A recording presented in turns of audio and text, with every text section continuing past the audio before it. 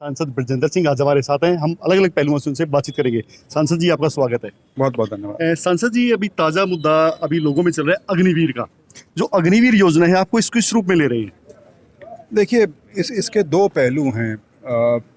एक पहलू तो ये है कि क्या हमारी जो सेनाएं हैं तीनों, जी आर्मी, एयरफोर्स, नेवी, जो जो एक नई दुनिया जो अब है और नई किस्म की डिफेंस स्ट्रेटजीज़ जो दुनिया में हैं, वॉरफेयर जिसको कहें, ख़ास तौर पे दो उदाहरण दुनिया के सामने बहुत बड़े बड़े हैं। एक यूक्रेन की लड़ाई वाला और एक अज़रबैजान और आर्मीनिया की जो लड़ाई हुई थी। जी तो उससे ये चीज़ बड़ी अब स्पष्ट होकर सामने आने लग गई है कि जो समय है और ख़ास तौर पे आने वाला जो समय है, उसमें फ़ौज कितनी सार्थक होगी, कितनी मजबूत होगी, उसका निर्धारण उनके पास जो असला है, उनके पास जो टेक्नोलॉजी है, उससे निर्धारण उसका ज़्यादा होगा, ना कि इससे कि कितने लाख की फ़ौज। उदाहरण के तौर पे चीन ने पिछले 5 साल में करीब 30% अपनी फ़ौज में कटौती की है। तो एक पहलू तो ये है कि फ़ौज का साइज़ क्या होना चाहिए उसके हिसाब से। दूसरा, तो उस नाते तो मैं समझता हूँ कि जो अग्निपथ योजना है वो फ़ौज के लिए हितकारी होगी। फ़ौज का ख़ास तौर पे जो बजट जो है उस पे भी ध्यान देने वाली बात है, क्योंकि ये स्थिति किसी भी फ़ौज के लिए या किसी भी सरकार के लिए ठीक नहीं होती कि फ़ौज में जो तनख्वाह और पेंशन है, जी उन पे जो खर्चा है वो जो असला है जी उससे ज़्यादा हो जाए, तो एक बड़ी विरोधाभास सा एक पैदा हो जाता है। 7.5 लाख युवाओं ने अभी इस पे अपना रजिस्ट्रेशन करवा चुके हैं। नहीं, रजिस्टर, देखिए, मुझे पता था कि ये स्थिति भी आएगी और फिर ये कहा जाएगा कि देखिए ये तो सबको मान्य है। अब सबको मान्य तो ये है कि अगर 4 साल की भी मिल रही है तो कौन नहीं लेने जाएगा। जी ना से तो बेहतर ही है। लेकिन इसीलिए मैंने कहा था कि एक पहलू तो ये है कि फ़ौज के लिए इसका फ़ायदा है या नहीं, निसंदेह फ़ायदा है। लेकिन दूसरी तरफ युवाओं के लिए इसका फ़ायदा है या नहीं, उस पे मेरा सवाल या निशान ज़रूर है, क्योंकि 15 या 20 साल की नौकरी के एवज़ में 4 साल की नौकरी, और ये कहना कि ये आपके हित में है, फ़ौज के हित में है। जी आप बीजेपी में हो, बीजेपी की योजना है ये, तो आप इसका विरोध क्यों नहीं कर रहे? नहीं, मैं बिल्कुल विरोध वाली बात नहीं है। मैं तो कह रहा हूँ कि जहाँ तक फ़ौज का सवाल है उसके लिए तो ये ठीक है, लेकिन हाँ, जहाँ तक युवाओं का संबंध है, एक बेरोज़गारी की जो स्थिति आज के दिन है, तो आपकी जो बात है कि 7.5 लाख लोग आए, 7.5 के आगे और भी आएंगे, ये तो एयरफोर्स की है। जी उसमें तो सारी 3.5 या 4 हज़ार की भर्ती है। कल को जो फ़ौज की होगी तो 7.5 लाख के 17 लाख भी वहाँ पे जाएंगे उसके रैली वगैरह में या रजिस्ट्रेशन जो कराएंगे। जी खेदड़ में राखी को लेकर की जो राखी उठती थी वहाँ पे, उसका जो इनकम होती थी वो गौशाला को जाती थी, और सरकार ने एक टेंडर के माध्यम से और उस पर रोक लगा दी है। तो उसको लेकर धरना दिया जा रहा था। कल वो धरना हिंसक भी हो गया और उस धरने में एक किसान की मौत हो गई है। वहाँ पे भारी पुलिस प्रशासन तैनात है। इसको लेकर आपका क्या कहना है? मेरा कहना यही है इसमें कि इस प्रकार की स्थिति को लंबा खींचना किसी के हित में नहीं होता।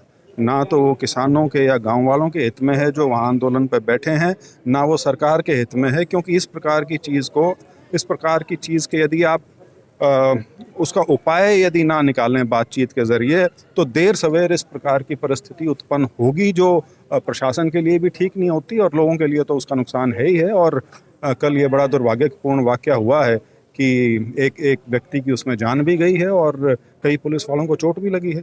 जी आप सांसद हो, सांसद होने के नाते आप उनके बीच में गए कि भाई क्या आपकी प्रॉब्लम है, क्या दिक्कत है, कैसे सुलझाया जाए आपका? नहीं, उसका एक तरीका होता है। जहाँ पे एक ये रवैया अपना लिया जाए कि फलानी पार्टी के नेता तो आने ही नहीं चाहिए, जी तो मैं उस परिस्थिति में मैं नहीं समझता कि वहाँ जाके कोई सार्थक बात की जा सकती है, क्योंकि अभी भी इसमें जो अगुवाई करने वाले हैं वो वही लोग हैं जो 1 साल पहले भी जिन्होंने ये सारा सिलसिला किया था।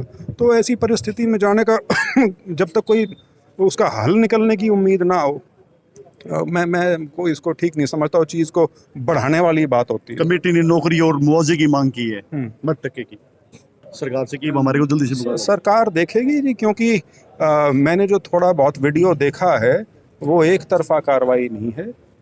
उसमें बहुत लड़ाई झगड़ा मैं कह सकता हूँ कि जो मैंने वीडियो देखा है, मुझे नहीं पता वो कितना किस स्टेज पे वो लिया गया था, तो वो तो मेरे ख्याल से खोजबीन के बाद ही इस चीज़ का निर्धारण हो पाएगा कि वो मौके पे हुआ क्या है। जी, कुलदीप बिश्नोई ने कांग्रेस छोड़ दी है और उसके बाद में उनकी हिसार लोकसभा पे निगाह है। ऐसे में सांसद ब्रजेंद्र सिंह भी लगातार अपनी सक्रियता बढ़ा दी है पिछले काफी दिनों से, तो कहीं डर तो नहीं है कि भाई मेरी लोकसभा कहीं चली ना जाए? पहली चीज़ तो ये कि कुलदीप बिश्नोई ने अभी कांग्रेस छोड़ी नहीं है। उन्होंने राज्यसभा में कांग्रेस के कैंडिडेट के अधिकृत कैंडिडेट के खिलाफ वोट दिया था, जिस वजह से उनको कांग्रेस के सभी पदों से और CWC की मेंबरशिप से बाहर किया है, पार्टी से बाहर नहीं किया। तो आगे वो राजनीतिक फैसला जो करना है उन्होंने करना है। मेरी राजनीति पे या मेरे अस्तित्व पे उनसे क्या फर्क पड़ता है? बीजेपी के जो है उच्च लीडरशिप आपकी, उनसे उसकी बात ही चल रही कि हिसार लोकसभा चाहिए मेरे को।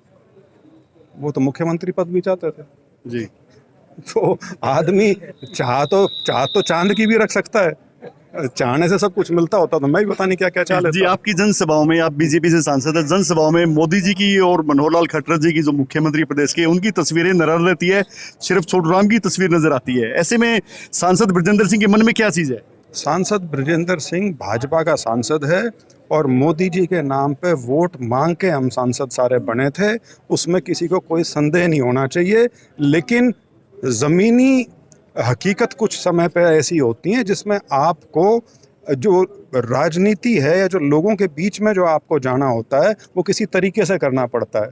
तो यदि आयोजकों को ये उचित लगता है तो मुझे तो इसमें कोई आपत्ति नहीं। बाकी वहाँ पे जो बैनर था उस पर बीजेपी का निशान भी था, रंग भी उसमें बीजेपी के थे। अब आप उन रंगों में भी कोई घालमेल देखना शुरू कर दो तो इसका मेरे पास क्या इलाज। जी, ये थे सांसद ब्रजेंद्र सिंह। इन्होंने बताया कि ये मुद्दों की राजनीति करते हैं, विकास की राजनीति करते हैं और आने वाले समय में ये तो समय ही तय करेगा कि इनका किस तरफ रुझान होता है। लेकिन ये इन्होंने कहा कि बीजेपी के सांसद हैं और बीजेपी में ही रहकर अपना उज्जवल भविष्य देखेंगे। कैमरामैन सचिन सैनी के साथ सुनील मान, न्यू इंडिया लाइव।